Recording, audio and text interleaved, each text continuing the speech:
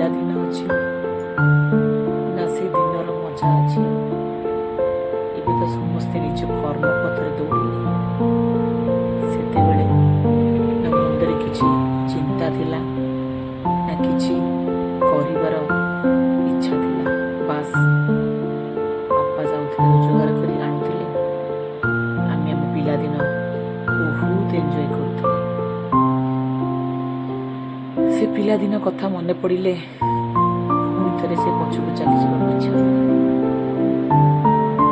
ସମୟ ତ ଦୌଡ଼ୁଛି, ଆମେ ତ ସମୟ ଅନୁସାରେ ଚାଲିଛେ, କିନ୍ତୁ ମନଟି ତ ସେଇଠି ରହିଯାଇଛି। କାଶ ସେ ପିଲାଦିନ ପୁଣି ଫେରି ଆସନ୍ତା। ଅଳି ଅଝଟ, ଅଭାବ, ଦୁଃଖ ଭିତରେ ବି ସେଇ ଯୋଉ ସୁଖ ଥିଲା, ଆଜି ସବୁ ଥାଇକି ବି ସେ ସୁଖ ନାହିଁ। ହୁଏତ ଆଜି ଅଭାବ ନାହିଁ, ହୁଏତ ଆଜି ଦୁଃଖ ନାହିଁ, କିନ୍ତୁ ସବୁ ଥାଇକି ବି ସେତେବେଳର ଯୋଉ ସୁଖଟି ଥିଲା, ଛୋଟ ଛୋଟ ଜିନିଷରେ ବି ଖୁସି ହେଇଯିବା, ଗୋଟେ ଟଙ୍କାଟାରେ ବି ଯୋଉ ଫିଙ୍ଗର ନଳି ଆଣିକି ଖାଇବାର ଯୋଉ ମଜା, ସାଙ୍ଗସାଥିମାନଙ୍କ ସାଙ୍ଗରେ ବୁଲିବାର ଯୋଉ ମଜା।